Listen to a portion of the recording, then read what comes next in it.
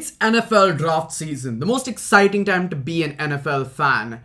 It's always been so interesting being away from the cultural zeitgeist when I see just college players, whereas Americans see franchise-defining future stars. Whereas one team can draft a quarterback who's going to last them for over 15 years, the other team drafts Zach Wilson. But besides the 2021 NFL draft, it's always been exciting and interesting to me when I've looked back into the history of the NFL and particularly the mid to late 80s when they had competition from the USFL and more importantly, Canada. Very famously, the draft defector everyone likes to talk about is in 1979 when Tom Cousineau, the first overall pick by the Bills, decided to go and play in Canada after he was offered double his NFL salary. That experiment did not exactly work, though Cousineau did come back and was a second-team All-Pro player once. I am more interested in the second case of this happening. An NFL defect who was projected to be the first overall pick before he decided he was going to invest in a project in Canada. This is the story of Raghib Rocket Ismail. Raghib Ismail was born in New Jersey in 1969 and quickly moved to Pennsylvania where his speed was already shining. It was to the point where his father's friends would come up to him and tell stories about the players from Notre Dame and say that he was going to go there and be legendary. We reached 8th grade where he became a track legend, and it was in a practice for track where a coach, seeing his form, remarked, "The kid comes out of the block like a rocket." And from then on, Raghib became Rocket. His college football plans were developing before his junior year, and he was invited for a camp by the Syracuse Orange. In this camp, they decided to time each of the campers for a 40-yard dash, and Rocket, a high schooler, ran a 4.3. Mind you, this is the 80s, and that time is something equivalent to a 4.1 today, according to many coaches who remarked on the situation. This did not distract scouts, though, from his main problem. You see, Rocket was listed at 5'10", 170 pounds, which already is very small for his position at a running back / wide receiver. But apparently, according to Rocket himself, he only weighed above 100 pounds after his sophomore year, and he was only about 5'7" or 5'8". This was exposed when, out of all people, Notre Dame's coach Lou Holtz mistook him for his own brother, who was a fullback at the time, who Rocket remarks was probably listed at the exact same thing he was listed for, but was actually 170 pounds. Lou Holtz was able to convince young Rocket to be an Irish, however, and that brings us to one of the most legendary college careers of all time. Now, when Holtz was trying to recruit young Rocket, he pitched that Notre Dame was going to be great with or without him. And when he said that, he meant it. The Irish went 12-0 in his freshman season, and Rocket was the return man and wide receiver who led the NCAA in kick return average for the team that were the national champions. The team marveled his speed, with quarterback Tony Rice even saying, "I wished I was that fast." Ismail would even score in the win that made them 12-0.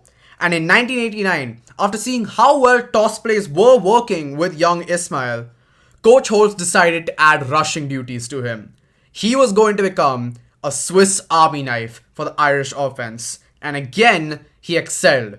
A combined 1,600 yards from scrimmage and returning, and an Orange Bowl victory where he scored the game-determining touchdown. Rocket was an icon. The speed, the nickname, the insane plays. He was basically an early version of college Reggie Bush. And in his junior year, he outdid himself. 1,700 yards combined.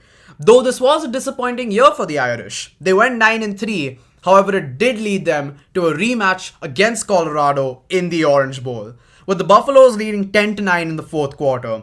Rocket pulls off the play of a lifetime. A 92-yard, game-winning punt return touchdown. And then they back off. Well done. The Rocket at the 10. And he's corralled for a moment. Breaks into the clear.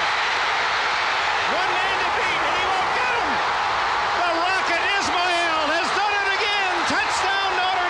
which was called back for a clipping penalty. Rocket, however, controversially lost the Heisman to quarterback Ty Detmer of BYU, but with nothing left to win in his college career, Rocket decided to declare for the NFL draft. So Forbes did an article on how much NIL money Rocket Ismail would have made if he played today. It did not exactly quote a number, but it did talk about a very important group to his brand, his management team, Team Rocket. Not that Team Rocket. In my opinion, with how money is these days, I could certainly see a minimum of 7 figures attached to his name because of the college, the nickname, the brand, and the sheer level of production he had. That's not the point though. It was seen that Ismail's management team wanted a massive rookie deal, which is around 5 years, 14.5 million. That is $32 million in today's money, just 4 million less than what Trevor Lawrence made in his rookie deal, which is why I mentioned him earlier on in this video. The people with the first overall pick who wanted to select him were the 1990 Patriots, who were woefully bad. They went 1-15. However, they knew they had absolutely no negotiation edge, so they traded the pick to Dallas. Jerry Jones is so impulsive with his checkbook that everyone thought that this was going to go through. But even he wasn't on board with these demands. But unbeknownst to the league, there was another suitor. There were 32 NFL teams, and he didn't even sign with one of them. Because on the day of the draft, he declared that he had signed a contract with the Toronto Argonauts of the Canadian Football League. Before we go further, I feel the need to tell you that the NFL would hate for me to tell you that Canadian football is as old as American football. But why would the NFL want to hide anything about their competitors? Just doesn't seem like them, does it? Anyway, both of the most basic forms of their sports are from the 1860s, and organizations for both have existed for ages. In fact, in the very early days of football, before the AFL, Canada was the NFL's only true contender.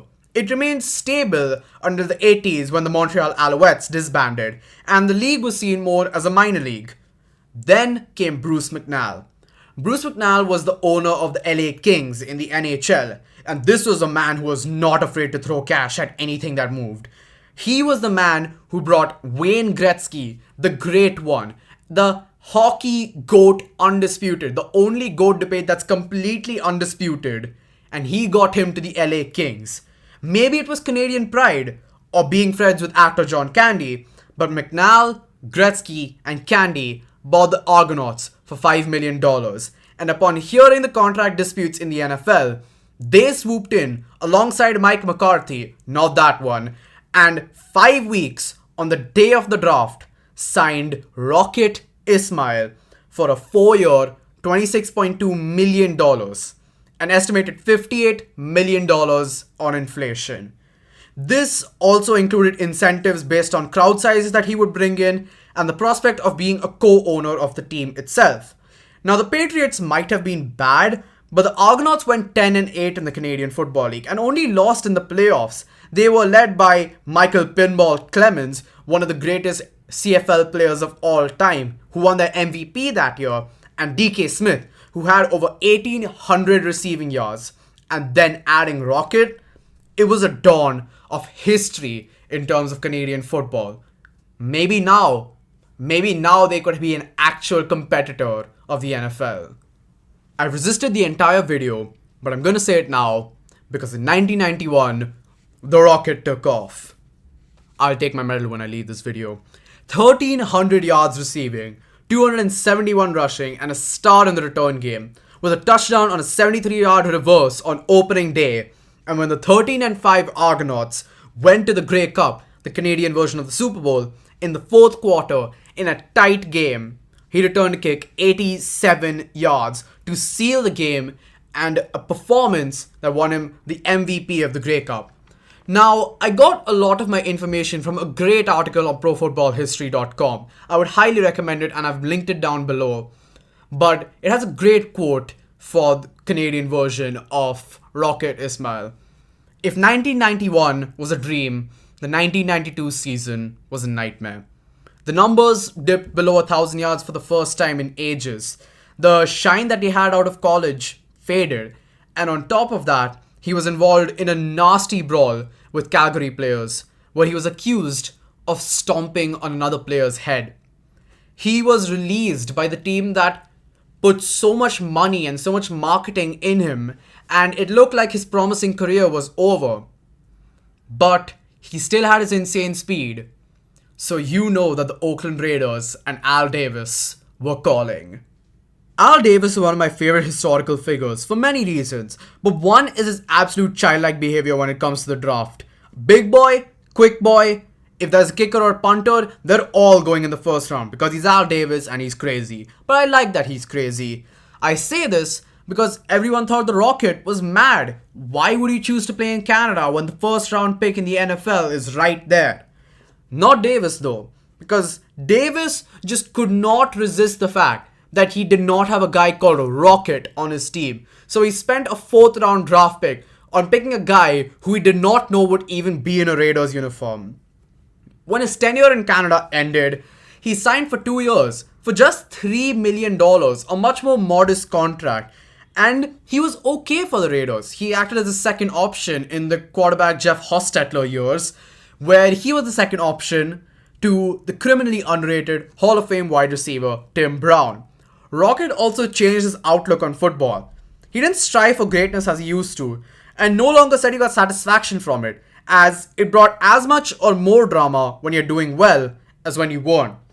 In his 3rd year as a Raider, he posted similar numbers to his previous 2, but after the season was traded to Carolina for a 5th round pick. Now, this was 1 year removed from them being an expansion team, which also led to one of the biggest surprise teams of all time, the 1996 Panthers, which made and won a playoff game just 1 year on from them being a franchise. But this was by far Rocket's worst year, as he dipped into under 400 yards. 1997 was more of the same, a slight improvement to 400, but he just looked out of luck on a team that went 7-9. The 1998 Panthers went 4-12, and logic would say that this was the end of a line for a player who had so much promise. But as always, Rocket continues to defy his expectations. The Rocket had finally burst through the seam. On a horrible team, Rocket had 1,024 receiving yards, which for the time period was great. It put him top 20 in the league over Hall of Famers like Chris Carter, Shannon Sharpe, and hey, Tim Brown. This coincided with his Carolina contract ending, and now teams were interested, which allowed an old suitor to step back in. In 1991, Dallas might not have agreed to draft Ismail due to his price, and instead drafted multiple-time Pro Bowler Russell Maryland, who was essential to making the 90s about the Cowboys. But Jerry Jones was still interested, and in 1999, 8 years on from a league-shaking defection, the Rocket was in Dallas, and was a changed man. In 1991, him and his team wanted the biggest rookie contract ever, but in 1999, he didn't want his signing to make a whole lot of fanfare, but he would, as this season sort of became his best ever. With star receiver Michael Irving sadly suffering his career-ending injury in Week 4, Ismail took over and became the first option, racking up over 1,000 yards this season. This leads me to one of my favorite stats ever, because Rocket might have had more receiving yards than stars like Tony Gonzalez and Jerry Rice, but he didn't even have the most yards that season by a guy with the last name Ismail. On the longest play of the season. Down the field for Ismail. 77 yards through the air. Padres got it. He's going to go the distance. 20, 15, 10. Now, when I was talking about his recruiting process to Notre Dame, I mentioned that the Rocket had a brother. His name was Qadry. He was slightly slower than his brother, but would go on to play at Syracuse, the college that recorded his brother's legendary 40-yard dash. He would be drafted in the 2nd round in 1993 and posted very similar numbers, but whilst his brother broke out in 1998 earning a contract worth $21 million with the Cowboys, Qadry did not register a single catch on 4 targets. However, he then signed with the Ravens in 1999, and just randomly became their number one target and received Comeback Player of the Year votes as he recorded 1,105 yards to be a single spot ahead of his elder brother. This video is such an interesting look into a defector, but I would like to leave you with a great question to ask to a friend of yours who thinks they're an NFL statistician. There are only two sets of brothers in the history of the NFL to record over 1,000 yards from scrimmage in the exact same season as each other. One of them is Sterling and Shannon Sharpe, who would have both made the Hall of Fame had Sterling's career not ended via a really nasty injury that ended his career on the spot despite him arguably being one of the greatest wide receivers of all time. The other is Rocket and Qadry.